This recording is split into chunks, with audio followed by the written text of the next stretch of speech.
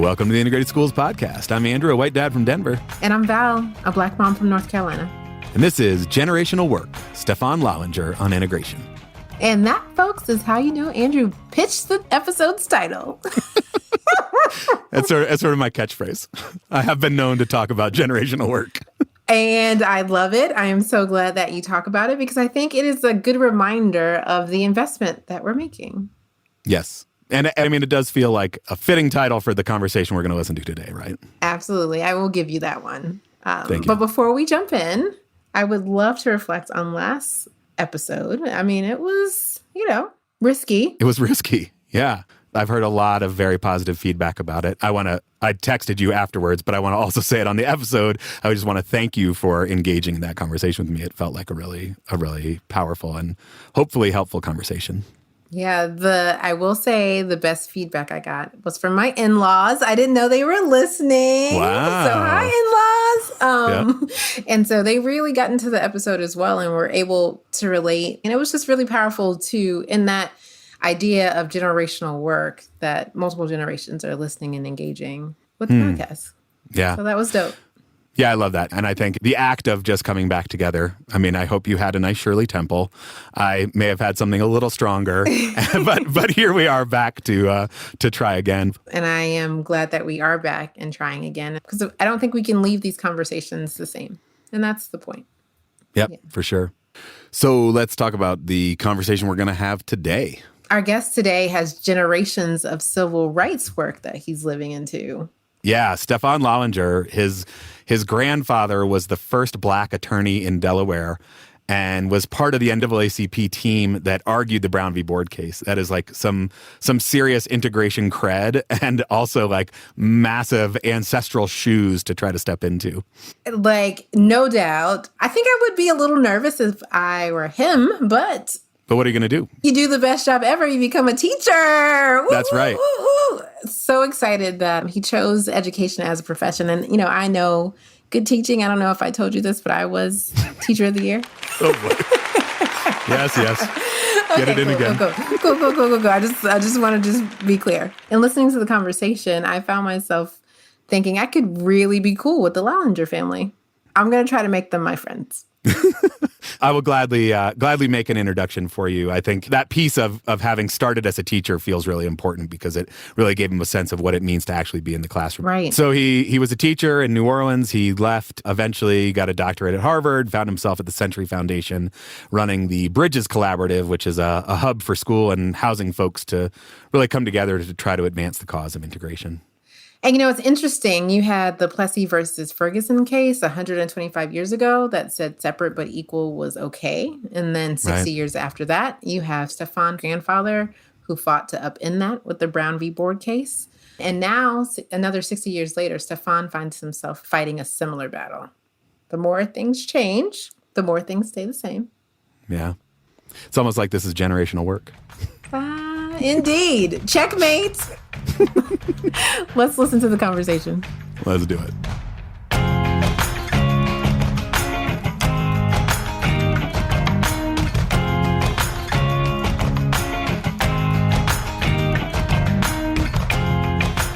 My name is Stefan Lallinger. I'm the director of the Bridges Collaborative, and I'm a fellow at the Century Foundation. I'm really excited to be here. Very glad to have you. Before we get into the Bridges Collaborative and your current work, I'm wondering if we sort of step back a little bit and talk about how you found yourself caring about school integration as a topic and involved in this work, because you've been at it for a while now. Absolutely, Andrew. I mean, it happened very, very young. And it happened young because of my family's history in this area. So my grandfather, whose name was Lewis Redding, was a lawyer who spent most of his career working on issues of desegregation and ensuring that Black Americans, particularly in the state of Delaware, which is where he practiced, he was the only Black lawyer in Delaware for about a quarter century, if you can believe it, Wow. And spent much of his career working on behalf of Black Delawareans who just weren't getting equal treatment in the state of Delaware, particularly at the hands of the government. And so that ultimately led to his involvement in Brown versus Board. He brought 2 suits in Delaware against local municipalities that were not granting access to African-American students, to local white schools. As you know, Brown was made up of cases from multiple states. And so then he became part of the legal team that brought Brown to the Supreme Court and ultimately won the most well-known and celebrated Supreme Court case in history. Yeah. He's a fascinating character. I can imagine you probably didn't end up with a whole lot of choice in terms of the influence that he had on your life, because he was born in 1901. Is that right? That's right. He had my mother very late in life. He had my mother when he was 55 years old. And so what that meant for him was that he was born in 1901 at the turn of the century. And what that meant for me was, I really only got to know my grandfather for a few years because he passed when I was fairly young. We only had a few years that overlapped where I was old enough to sort of grasp some of these concepts that I wanted to have conversations with him about. Right. And where he still fully had all of his mental faculties. He was in decline in his 90s and was dealing with a lot of health issues. So a lot of what I know about my grandfather, actually, Andrew, comes from stories from my mother, stories from my aunts, even things that I've read about him. But it was a fascination that I had with the work that he did, particularly because as a really young person, we tend to have a really idealized view of what the world is and how the world is. And I think I absolutely fell into that category. I mean, I thought about the world as this place that if Brown versus Board of Education happened already, then we've progressed to a place where the ideals espoused in Brown exist in society around us. That's my mind state. Right. As a second grader. And I tell the story sometimes that I was so fascinated and proud of the work my grandfather did that as a second grader, I thought it was really important for me to tell my other second grade classmates about things like desegregation and integration. So I dressed up in a suit in second grade. I grabbed a briefcase and marched to school and delivered this explanation of, segregation to my fellow second graders. I don't know what they thought about my presentation at the time, but how much of it they caught, right? Right. But the interesting thing was, from the lens of a second grader, my class was pretty diverse. And so the things that I was saying just seemed to make sense. And so that was the beginning of my interest in issues of integration. But honestly, I think it deepened the older I became and the more I started to realize that our society doesn't actually match the ideals that we've espoused in Brown. The older I got, the more I started to see segregation in my very own school, right? In my own in the classes that I was put in. And particularly for me, I identify as biracial. My mother's Black, my father is white. So particularly as a young biracial kid, at a time when, I grew up in North Carolina, there weren't that many other biracial kids around. I'm trying to figure out who I am. And so as I'm trying to figure out who I am and I'm seeing segregation happen academically, socially, it further confuses me, but further sort of inspires me to try and learn more about this and to try and get to the bottom of it. Yeah, this idea, and I certainly shared it. I don't know when my kind of faith in it was shaken. It was probably not as early as yours, but that Brown v. Board is in the past. Racism is in the past. And then sort of like that lionization of Brown v. Board, which clearly was a monumental victory, but also maybe not quite as much of a victory for justice as like the story or the narrative of it is. And that it was finished and it was in the past. How were we misled? How was that not a story that was kind of constantly being told and retold? I think about that a lot. In part because we want to believe that is what America is. We want to have this faith that our country lives up to the things that it espouses. And you have this case that almost no one can disagree with the merits of. You've got a unanimous decision, which on contentious issues doesn't often happen. And so we want desperately to believe that that's who we are. And so it's hard to tell the story of what happens after Brown that we all know, which is, a very complicated story. And part of that story is that although years later we look back on the Brown decision and with unanimity, we can say that was the right decision. And then no one ever goes to the fact that, but look at the segregated nature of our schools today. Isn't there some dissonance there? So it's a complicated history. I think it's not an easy story to tell. And I think it doesn't sort of match up with what we want to believe, desperately want to believe about our country. Yeah. Did your grandfather have any insight into that in the later years of his life and the complicated legacy of the work that he was so passionately involved in? It's a really good question. One that I was never able to pose to him directly, and one I'd be really interested to get his take on. I'm often asked, what would he think about the state of schools today? Or when I was leading a school, I think, you know this, I was the principal of a school in New Orleans that was not segregated by law, but functionally segregated. Right. So I often thought about that. You know, here I am, the grandson of a man who 6 decades prior won this Supreme Court case, and I'm the principal of what's functionally a segregated school. So I think it's safe to say he'd be highly disappointed, you know, that we hadn't made more progress 6.5 decades on. But I don't think that he was blind to the fact that, you know, progress is hard fought, and that even if you pass a law, even if you get a Supreme Court case decided in your favor, society doesn't turn just like that. Right. So while he'd be disappointed, I don't know that he'd be entirely surprised. I think he probably would be dismayed at the degree of the backslide that we've seen, not just over the last couple of decades, but just even over the last 5 and 10 years, as more statistics come out about how hyper segregated along lines of race and class we continue to be and slide in the wrong direction. I'm sure that none of the people involved in the fight for Brown v. Board thought that this court decision was going to go their way and their work would be done, that would solve racism in the country. But that is in some ways the story that we get told.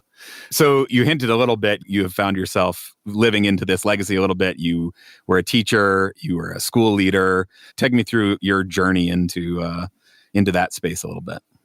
Sure. When I was in college and I was trying to think about, you know, how to best enrich my understanding of some of these issues, I really thought there was no better way than for me to become a teacher. And something else happened while I was in college that really moved me in a way that I felt compelled to do something about it. And that was Hurricane Katrina, and seeing the images of the sheer lack of urgent and adequate response by the government in response to what was happening in New Orleans really shook me. And I felt this sort of strange, and I say strange because I don't have any direct ties to New Orleans, but I felt this kinship with the people of New Orleans that I felt moved to do something about it that went beyond, you know, a donation here or a spring break there, where, you know. Right. And so I decided to move to New Orleans and to teach in New Orleans in large part because all the things that I just said, but also there was a real shortage at the time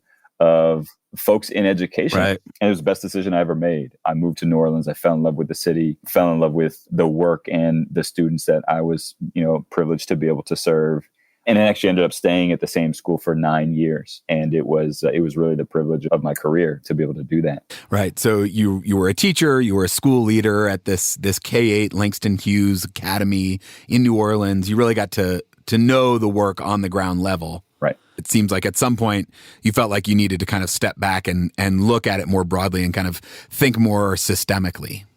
At some point, I started to look at the situation in New Orleans, and here we were after Katrina. They've sort of remade the system. As you know, there are a lot of charter schools in New Orleans at the time, and a lot gets made of that. I am not one who wades into taking sides on the sort of charter movement there, more so than what I think are some of the other stories that get buried in the broader New Orleans story. One of which is around segregation, which is that, so you have a system after Katrina that has now found itself an all-choice system. So where you live doesn't have anything to do with where you go to school. You apply to school, and you could live on the West Bank of New Orleans and you could go to school in New Orleans East if you wanted. You could live in the French Quarter and you could go to school in Gentilly. The point is, one of the key things that we often think about in terms of upholding segregation, which is the fact that in most parts of the country, where you live dictates where you go to school, and where you live is segregated. So right.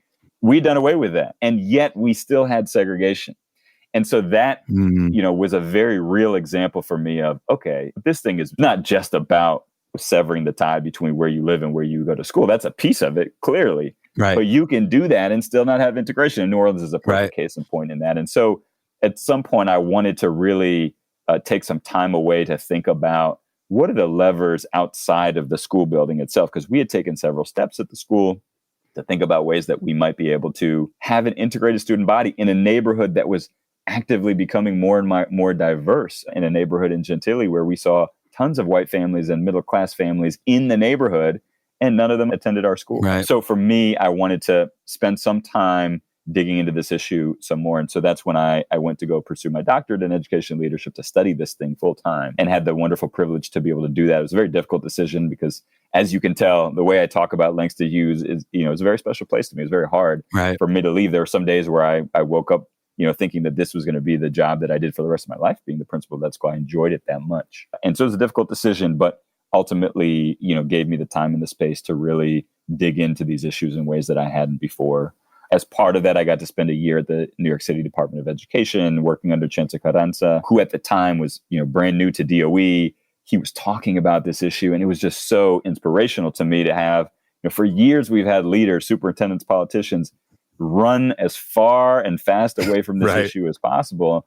And here's a man unwilling to even say the word integration, much less do anything about it. And so here's a man who, on his first day on the job, is talking about what he notices. He's not from New York, so he can say, look, I just got here, and this is the most diverse city in the world, and you guys are really segregated. Like, what's going on here? And demonstrated a willingness to do something about it. And so I had the privilege of working in the chancellor's office, and it just gave me a first-hand look at the messiness and the depth of the politics involved in making the kinds of large-scale changes that you would in the largest school system in America to try and make it a more integrated place. And so yes, the combination of all of those experiences have given me a particular lens on this issue that I've tried to, hone over the years and think about really strategically with folks who are in the field, practitioners, to think about how we can actually make some movement on this issue as practitioners.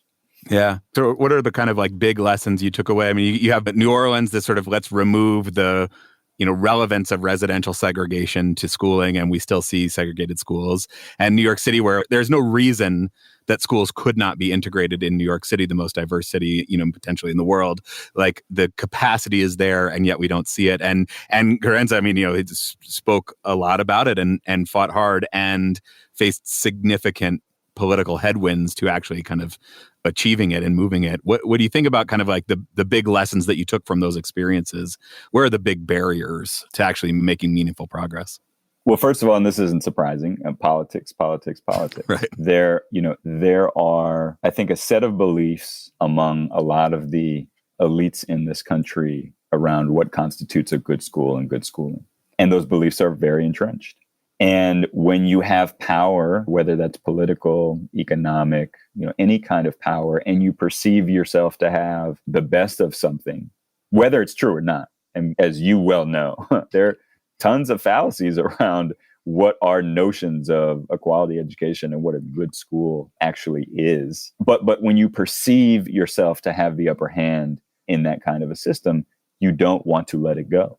And that manifests itself in different ways in different situations. So in New York City, there are a group of parents who exert a lot of influence and a lot of power on city politics. And it's not in ways that are always visible. And so if that block of parents wants to resist change, they have a lot of different ways to do that. Even if the data is in your favor, even if logically the changes make sense, even if you can point to research that says why this would be better for everyone, politics trumps all of that.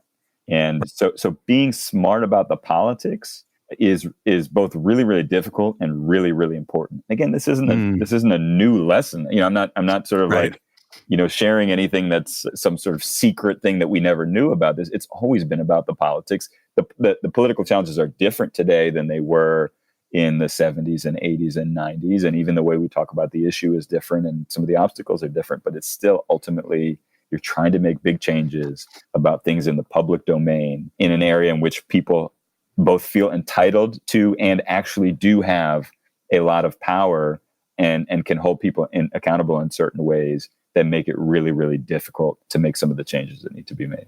Yeah, that political force that you're referring to is so often white parents and other parents with privilege. The story is similar, mayoral control or not, New York City or other cities. I think that sort of drives a lot of our work, is like, how do we try to interrupt that? Because It does seem like the barrier all along the way is white parents and how we show up and how we kind of wield the power over the institutions that we design, that we then design to cater to our needs, and that we design to, maintain these kind of advantages that we have.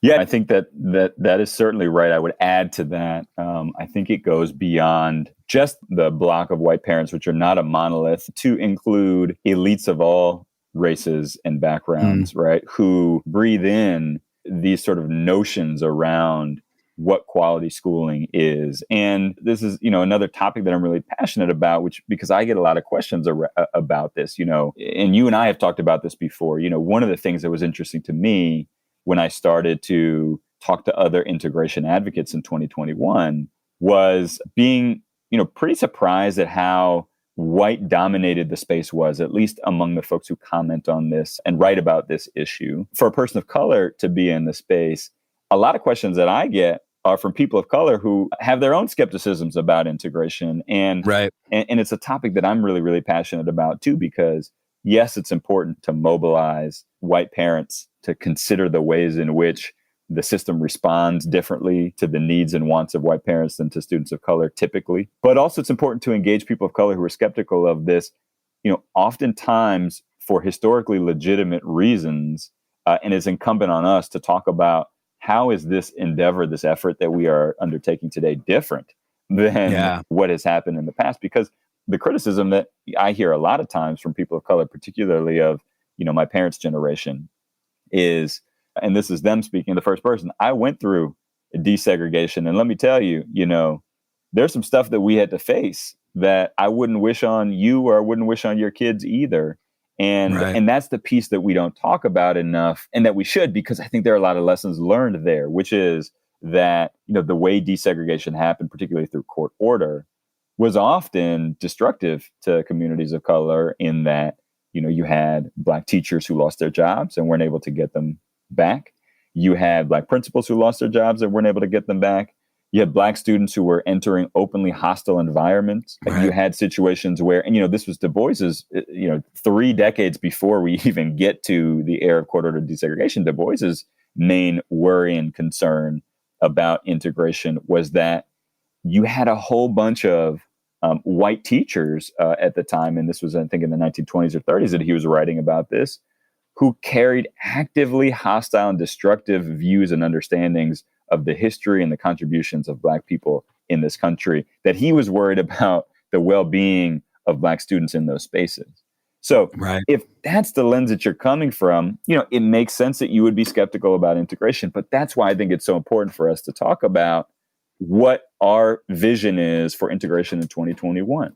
It's not that. It's not for Black students to enter openly hostile environments. It's to make sure that there's representation for Black students in integrated spaces. It's to make sure that Black students have role models in integrated spaces. It's to make sure that the curriculum that we have in integrated spaces is affirming and speaks truth about our nation's history. And all of those things are possible. And we know that when we do those things, it's so much of a richer space for all kids, for everyone, right? And so that is something we don't talk about enough because we're afraid to engage with, folks who may be skeptical of this endeavor for legitimate reasons, historical reasons. And I just think we should talk about that more often, because the more we talk about that, the more we make sure we don't make some of the same mistakes that we've made in the past. And the more we can make sure we're deliberate about creating environments in 2021 that are not only diverse, but are also affirming. And I think that's just really, really important. Yeah. Talk a little bit more about it, because I do think there is that totally legitimate skepticism of kind of well-intentioned white folks who are sort of were responsible for all the ways that desegregation probably went wrong in the past. And then, I think there certainly feels like a movement of a return to Plessy, let's go back to separate but equal, but actually make equal right. Right. Well, you do hear sort of a lot of neo-Plessy arguments today. And I think it's important to sort of ask proponents of neo-Plessy arguments, where in the United States today, in the public school system, where there is segregation, do we have resources that are on par with white schools that are segregated? Do we have money going to those schools, both from schools and outside sources going to those schools? Do we have facilities that are on par? And do we have outcomes that are on par? And it's not to say that it can't happen, but the question is, where in the United States does it exist in the public school system? Okay. To me, there's a huge difference between, and this is really important to me, there's a huge difference between Black institutions that are Black led, that are Black created, that are affirming to Black people. And I would give it as a prime example, when I was growing up in North Carolina and I went to public school, it was integrated, but largely white. It was really, really important to my parents that we went to our church, which was a Black church. Right. And in that Black church, I was exposed to role models, and I was exposed to people who told me stories about what they went through to get to where they were so that we wouldn't have to go through those things. And I was exposed to Black leadership, and I was exposed to all of these things that were so important for me to see. If I juxtapose my church experience, or I juxtapose, for example, friends of mine who went to HBCUs and rave about their experience and and I've had a phenomenal experience every time I've stepped foot on Howard's campus. Or my wife, who had an incredible experience in her, she's a member of Alpha Kappa Alpha in her all-Black sorority. These, to me, are very different propositions than segregated spaces in the public domain that are arms of the government. So schools that are publicly funded by the government, where in a lot of urban schools in America today that are majority Black, the majority of the teaching force isn't Black. So, so many of these things that are true in a lot of these spaces that we idealize, and we should idealize because they make such a difference in our lives, they enrich our lives in innumerable ways, are simply not true of the vast majority of segregated public K-12 schools in this country, which are by and large, not as a rule, but by and large, underinvested in, have facilities that don't match other facilities in even that given school district or adjacent school districts. That have teachers who are under-credentialed relative to other teachers. So these are not the same kinds of spaces that we are talking about. And if we could be guaranteed to create some of those spaces, that would be a completely different proposition. But that's just not the way that history has shown us our society is set up or works. That those resources aren't going to sort of magically be funneled to segregated institutions that are paid for by public tax dollars. So that's the sort of, for me, one of the principal arguments against this sort of neo-Plessyism that I think comes up a lot is that let's talk about what we actually mean and what's possible, and show me some evidence of where this exists in things that are funded by taxpayers. And then there's a whole nother argument with it, which is just sort of for us as Americans, right? Yeah. Is there not a value proposition, particularly after a contentious 5 to 10 years that we've had in this country where people can't agree on anything, where people disagree about literally everything? Is there not a value proposition, and people who come from different backgrounds, who look different from one another, who speak different languages or practice different religions, coming together on a regular basis to work together and to learn together? And wouldn't that make our society better? So that's a whole nother piece that I think is not incompatible with people who are racial and cultural minorities in this country. And I use that term just to say they're not part of the mainstream, need to have spaces that are affirming for them, and that we do better in society generally when we have those spaces. That's not in opposition to the fact that we should, in our public K-12 schools that are funded by the government, encourage people of different walks of life to live together, to learn together, to work together, to solve problems together, because we know the problems facing this next generation are not solvable unless people actually come together to work on them together. So I think there are a lot of arguments against this neo-Plessy sort of vision that some people put forward, and those are the two I think that are most important. Yeah, I totally agree with both of those. And I do think that second argument is important because, I think there's no question about, the power of an HBCU or an all-Black church to kind of build social and political capital for Black folks, for brown folks, for Indigenous folks, for, wherever those sort of institutions exist. They serve an important role. And yet what's the kind of, 50-year, 100-year, the generational plan if you just invest in creating more spaces like that and create more and more separation? Where do we end up 50 years from now? Where do we end up 100 years from now? And there's an understandable tension in that long term, but I think it is kind of solved by your second point, which is like the only way through is together. Like the only way that our kids and our kids' kids have, in some ways have even a planet to live on in the first place, but certainly to solve any of the other, plethora of challenges, the only way they're actually do it is by finding each other's shared humanity, is by doing it together. That's right. And the other thing, Andrew, is that, kids are ready for this. Kids have been ready for this. It's the adults who, get caught up in the politics and the ideas about what a certain kind of school means for their kids' education. But kids, I watch my daughter, who's 2, go to her school every day, and it's a wonderfully diverse school. But how much would I be depriving her if I only sent her to a place with other kids who look like her, came from the same background as she did? We'd have a pretty hard time. Because she's her mother is of Haitian descent. I'm half black, half white. My dad's German, so it'd be difficult to find a critical mass of people like that. But that'd be a very niche school. Yeah. Yeah, that's a good kind of summation of the problem, of the call of why we should be pushing for integration. And I think it is important to, like you said, kind of distinguish between true integration and, desegregation efforts of the past. I think New York City, the Integrate NYC, the 5 R's of real integration, we talk about a lot, and the kind of student-led voice in those things. But I found in your writing this quote back to a King quote that I had not come across that just felt so profound, where I guess in 1962, he's talking about, desegregation is eliminative and negative because it simply removes the legal and social prohibitions. Integration is creative and therefore more profound and far-reaching than desegregation. Integration is genuine intergroup, interpersonal doing. Integration is the ultimate goal of our national community. That's right. I mean, every time I read Dr. King, I'm astounded at both his ability to understand issues at a depth that other ordinary human beings can't, myself included, and his ability to sort of forecast the issues that we will grapple with in the future, but also finally his just optimism. He's always optimistic and thinking about what is possible and how to bring the best out of humanity, particularly at a time where in our politics it seems like it's a race to the bottom. And people are, fear-mongering and trying to see the worst in each other.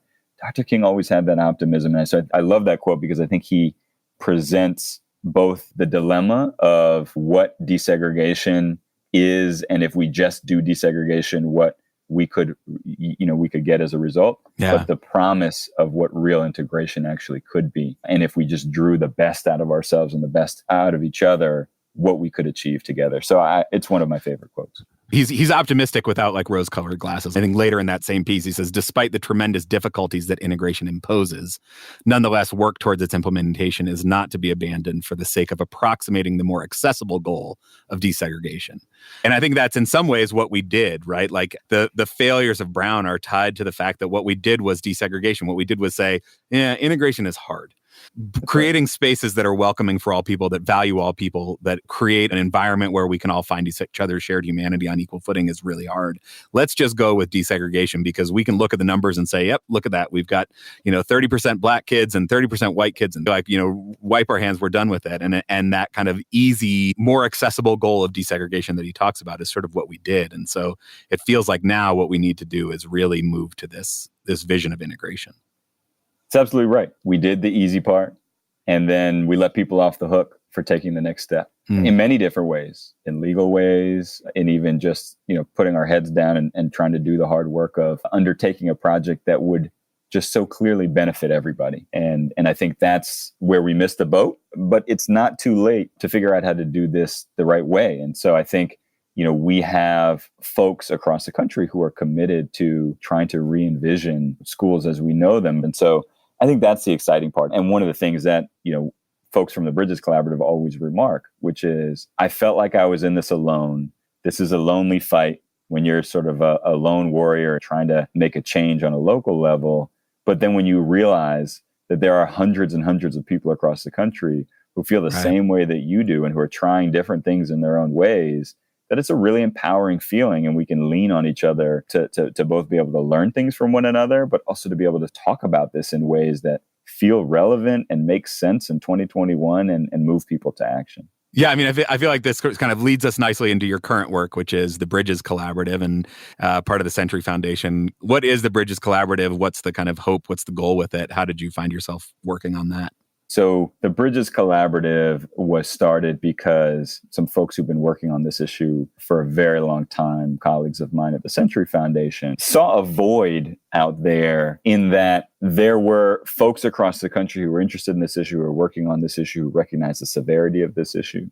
But there wasn't really a place for them to go to be able to hear from other people, learn about solutions, learn about things that have been tried. And talking specifically about practitioners here, right? Like there are certainly other fantastic organizations in the ecosystem who care about school integration. The National Coalition on School Diversity is a perfect example, right? But their primary focus is not on practitioners. Their primary focus is on legislative change and issuing policy briefs so people know what's possible on the policy front. But if you are a practitioner, if you're a chief of enrollment in a big school district, if you are in charge of magnet schools in a district, if you're a charter leader who cares about these issues, who are you going to talk to that's going to help you address these huge issues? And who are you going to talk to learn about things that have been tried and that have worked, or things that have tried and haven't worked? Right. So that was really the impetus to start the Bridges Collaborative, is let's start something for practitioners. And then the other big thing, Andrew, and I think this is a really important piece of the collaborative, is the recognition that we can't solve this issue just in education. As I alluded to earlier, a big piece of this is residential. About 75% of students across the country attend school based on where they live. Right. And so if where you live is segregated, where you go to school will also be segregated. And, oftentimes people will say, well, this is a housing issue, so we should, in education, we should just focus on other things. I believe in your goals. I'm with you, but I can't do anything about it because my housing is segregated. So I wash my hands of it. It's not my problem. Yeah. So let's focus on other things. And that's bogus. Okay, so it's bogus in part because of the example that I told you in New Orleans, which is you could also get rid of the link between where you live and where you go to school, and things would still be segregated. So there are things that we need to do within education. There are things that we can do in education. There's an incredible chart that I love to refer to that came from an Urban Institute report by Tomás Monardes and his colleagues that essentially shows that there are school districts across the country that exacerbate the residential segregation that exists in their community, and there are districts around the country that ameliorate the residential segregation that exists in their surrounding areas in the ways in which they draw their school zone boundaries. And I think that's really, really instructive, because while we're doing the work in housing, which is not overnight work, this is generational work, there's stuff we can do in education to make sure we are among those school districts that are actually, despite residential segregation, making our schools more integrated places. So I think that's a really, really important message. But as far as it relates to the Bridges Collaborative, where we saw the void is great people in both fields, either doing one of two things, putting their heads down and saying, all right, I work in education, I'm just going to try and do everything I can in education. Or the latter, which is, I work in education, there's nothing I can do about this issue, so let me just keep working in education, right? The analogous thing happens in housing. I work in housing, there's nothing I can do about education. And again, these are well-intentioned people who have huge jobs in and of themselves. And so the question for us became, how do we get these people to talk to each other? How do we get them to collaborate with one another? And how do we get them to start speaking the same language? Because people in education and people in housing often don't speak the same language. And so those were the two main goals when we started the collaborative. Is we want a hub for practitioners who are addressing segregation in housing and schools across the country. We want a venue for people in these two really important sectors to be able to get to know each other, talk to each other, and figure out how they could proactively solve some of these issues going forward. And how's it going? Also, you launched it leading into a global pandemic, which adds a degree of difficulty to everything. But, what's come out of it? What gives you hope when you look at that work? That's right. We did have interesting timing. I will say that. And actually, what's interesting on the timing is the pandemic had started and we were set to launch, and we said, you know what, let's pump the brakes on this. And then, as we all remember, the sort of parallel phenomenon happened where after George Floyd was murdered, you had a whole bunch of people who hadn't been talking about racial justice, right? And what coincided with that was folks who knew of our plans said, we need this now more than ever. Because if you're really thinking about making systemic changes that are going to make our country more racially just, where else would you rather start than in our educational system, right? And so you can't have a racially just society if you have a segregated society, and certainly not if you have a segregated educational system. So we decided to push forward knowing that most of the work that we were going to have to do for the foreseeable future would be virtual, which was not exciting to us, but the work felt too important. Despite all of those things, we've had a really, really positive year. The difficult piece of it is, how do we both provide the space for people to think about these things and do these really incredible things, and acknowledge that we are in unprecedented times, and sometimes the support that people need isn't you don't draw a direct line between school integration and some of the support that we provided. Like right now, we're doing a series of workshops around critical race theory and how to respond to some of the things that are emerging in school board meetings across the country, because it is cannibalizing the time and the energy of people who have other really important initiatives that they need to work on, oftentimes off of something that's completely concocted by, a set of folks who are trying to derail good work that's happening in school districts across the country. So sometimes our work veers into just general support during a really, really difficult time. But it's really just been a treat to be able to, be in fellowship with really committed, hardworking people in schools, districts, and housing organizations across the country. And I know there's a lot of good work to come, but there's already been a lot of really rich lessons that have emerged from the work.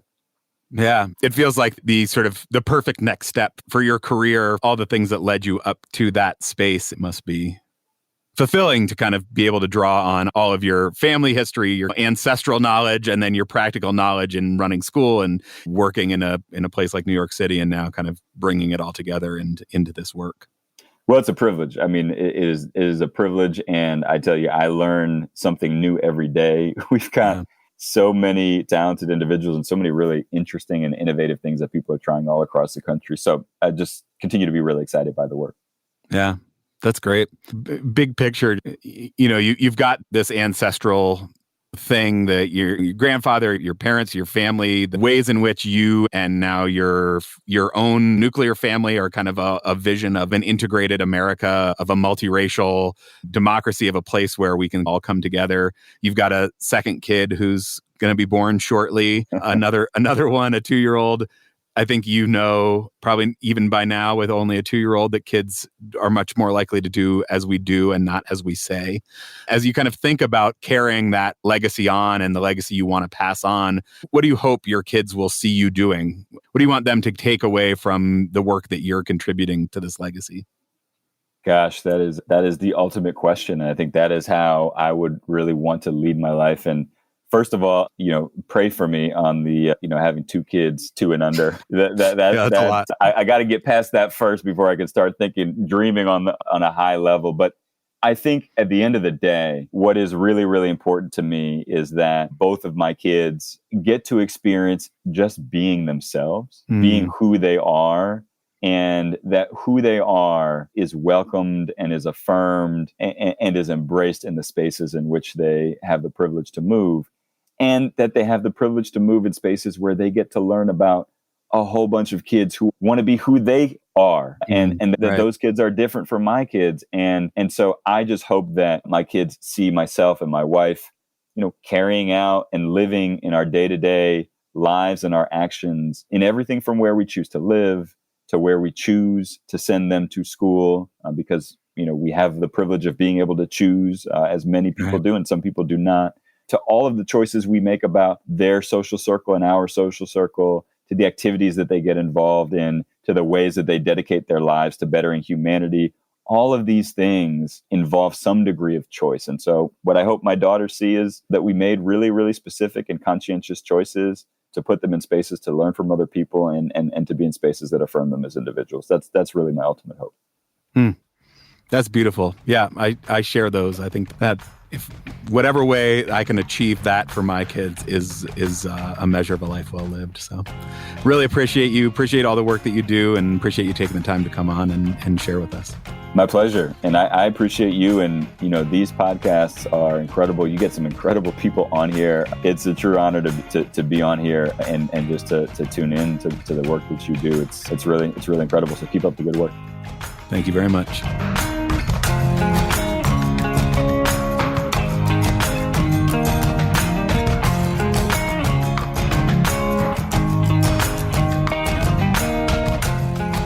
So, Val, time for takeaways. So much there. Do you have a place you want to start? So, one of the things that's really been, sticking with me since the conversation is this question of, when were you first aware of Brown, and then when were you first disillusioned by Brown? And, this idea of Stefan as a second grader, marching into school and telling all of his classmates about his family's legacy and these important issues, but not having the kind of context at that time to realize the ways that as a country we weren't actually living into the ideals of this case that his grandfather fought for. I found myself wondering, what did I think as a second grader about this country and equal rights and schooling? I'm not sure. But certainly at that point, I was already going to a racially isolated school. But then also I thought about how as a second grader, he was equipped with that knowledge to go and share that with his classmates. And the importance of, when we talk about the generational work, of us as parents having these conversations with our young people, right? Right. So his family clearly did. And so I think I was just super happy to hear that, right? That a second grader went in so self-assured and like, here's my family history and here's what we all need to know and here's why we should be proud of who we are.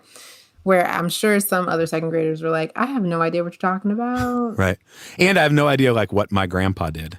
Right. Or like what things my parents or my grandparents cared about as the focus of their life work. I mean, I feel like that's another piece that felt empowering to me and feels like it must have shaped him in so many ways. It's like, at least by second grade, he had the story of his family and what things they cared about passed on to him. Yeah.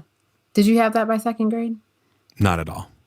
I don't know. I don't know what I knew in second grade. I mean, I was in a racially segregated school. I was one of the minority students in that school. But even given that, and this is probably like my whiteness showing up, but like even with that, I still understood Brown v. Board to be in the past, understood racism to be in the past. You know, like I didn't make the connection between the fact that most of the kids in my school were black and that we still lived in a society that would segregate kids, that we still lived in a society that had racism in it. And I was not like disappointed to find that we were not actually living up to the ideals of Brown until much later, probably high school. Yeah, that's so interesting because I'm thinking about my own elementary experience and how, even though we didn't talk explicitly about the failure of Brown, that we memorized Maya Angelou, Still I Rise, and Langston Hughes, Life for Me Has Been No Crystal Stair. And those were the kinds of things that we learned about and talked about. And I'm wondering if that was in some way preparing us for the reality that outside of this space, there's still a lot that you're going to have to deal with. Right, because it was a predominantly black space with black teachers. Right. Who were kind of like, how do we prepare you? We don't need to explicitly explain that Brown maybe didn't achieve all of the things that the people who fought for it had hoped, but also let's prepare you for the future. Yeah. Which I appreciate. Can we talk about black teachers for a little bit? Because that comes up. And what happens after Brown and the impact on black teachers and the fact that tens of thousands of them were dismissed, demoted, or forced to resign, as Vanessa Siddle-Walker teaches us. And she said at one point, Dr. Siddle-Walker said, Black educators believed in integration, but they wanted an additive model, not an exchange or compromise. Yeah. Going all the way back to Dr. King, who wrote so eloquently on the difference between desegregation and integration, that like what we did was move bodies around. What we did was remove the legal barriers without actually getting at the heart. And then obviously got rid of all the black teachers, not all, but certainly a large portion of black teachers and black administrators and all that expertise. And that was much easier to do. Yeah. He mentioned W.E.B. Du Bois saying that we're replacing black students with white teachers with actively hostile ideas about black people. And I don't know, it's painful. It feels painful. Yeah. My dad, who desegregated his elementary school, won't talk about it, the experience. And, you know, just to acknowledge what Stefan said about people of color having that right to skepticism because of what history has taught us. He talked about the historically legitimate reason to be nervous about it. I get, because like I said, you know, it's not something my dad actively wants to remember. So there's some real healing that needs to happen if we're going to share space together authentically. I think that's right, because I think the harm of the story that as a country we told about Brown v. Board is that it didn't leave that space for healing, is that it didn't acknowledge that trauma. And I think that's clearly a barrier to creating authentic spaces where everybody can show up with their full selves. And thinking about this kind of generational piece, and I think this still so often is the case, we feel like, let's just let our kids deal with it. We'll put them in the school together and they can find each other's shared humanity, and then they'll grow up and they'll be much better. Not to like undercut my generational work argument. The fact that it's generational work doesn't mean that it's like only the next generation who has, we all have to do our part. And I think that for white Americans, it was so much easier to say like, let's just let our kids go to school together and maybe they can figure it out. And we don't have to then deal with the trauma that has been caused sort of in the name of segregation. Yeah, I hear you on letting the kids fix it. And I'm wondering, are we equipping the kids to fix it, or are we just assuming that they will make the connections, right? Without taking into account their other socialization. So you don't have to actively be in anti-Black spaces to get an anti-Black vibe from the air, right? Right. You just have to like turn on the TV or listen to the radio. Or that's it. Right. You don't have to do anything to get that message. And so I think it's really important for us as parents to be explicit in countering those messages, right? Right.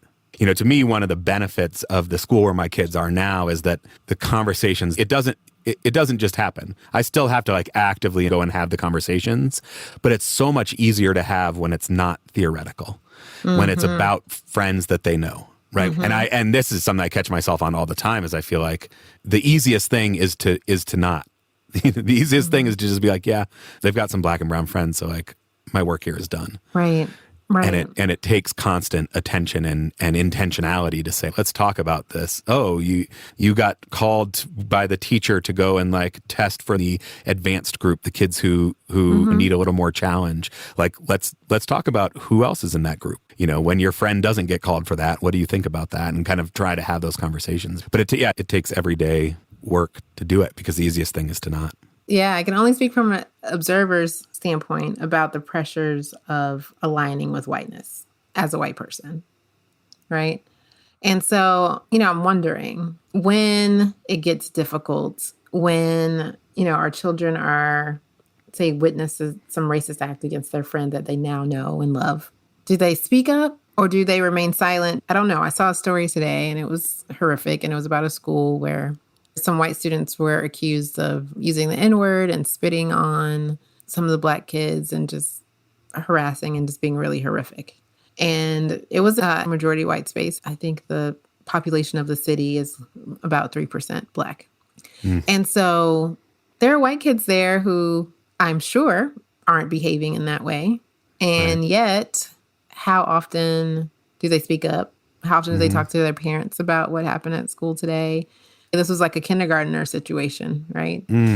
And so it cannot only be when you have the people around you to make it easier to have the conversation, right? Because, okay, there's 2% Black people in this school. Yes, but you still got to have the conversation. We still have to have the conversation, right? Because if not, then we grow up not understanding the impact.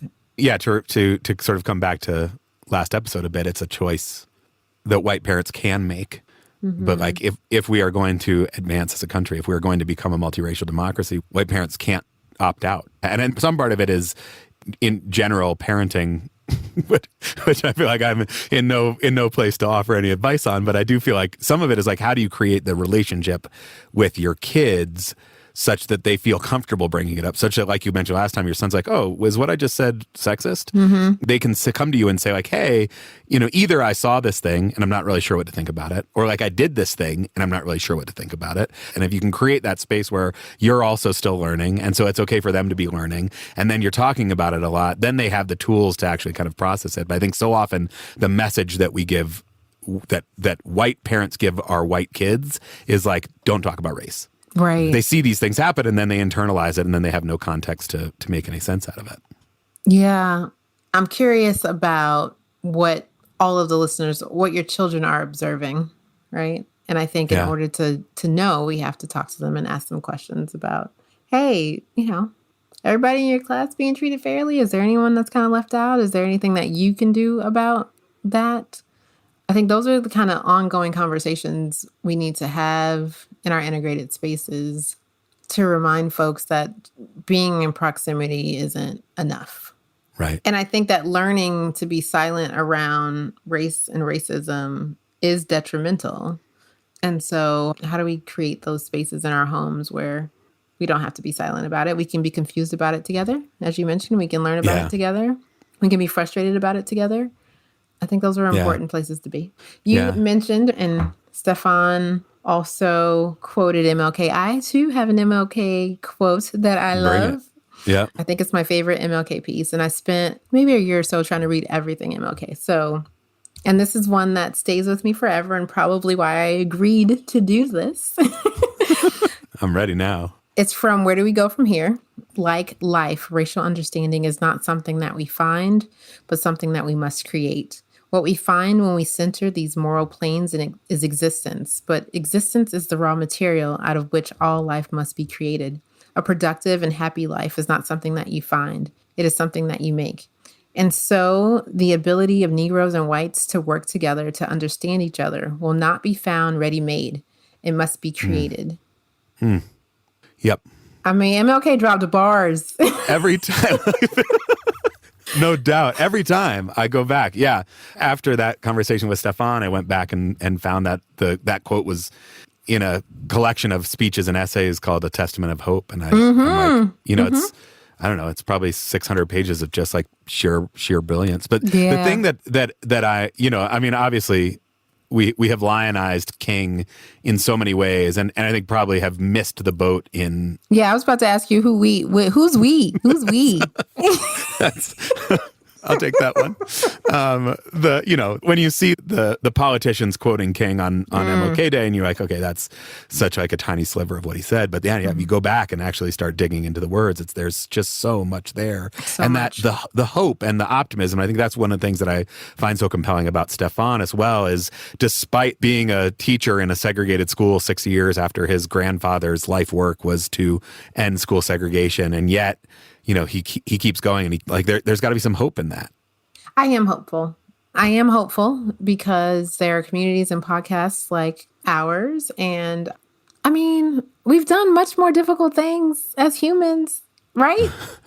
You would think so. I feel like putting the man on the moon have the internet. That seems way more complicated. There's a supercomputer in my pocket. Like for real, y'all. Like this is possible. Right. And I want us to know that it's possible, and that we're choosing this, knowing that it's possible, even though it's difficult. Yeah, well, I mean, I think we have to, because like Stefan said, the problems that our children will try to solve as a country, as a people, are far too big to be solved in isolation, are far too big to be solved with only one set of ideas or only one set of experiences. And so either we will solve it, or who knows what for is. Or perish. I'm pretty sure MLK said that too. Yep. Well, these conversations give me hope, Val, and I'm really grateful to you. I'm grateful that we're going to solve it all next episode. Yeah. So, is that a reach? If you weren't going to hit that follow button, now you definitely have to, because we've got big plans for next episode. We're solving it all. Yep. The other thing to add, just like a little bit of hope since we recorded that conversation, Stefan's new baby Soroya, was born in early October, and they are all happy and healthy. Congratulations. And when you become friends with my family, we are great babysitters. Well, thank you, Val. It's an honor to be in this with you as I try to know better and do better. Thank you, Andrew. Until next time.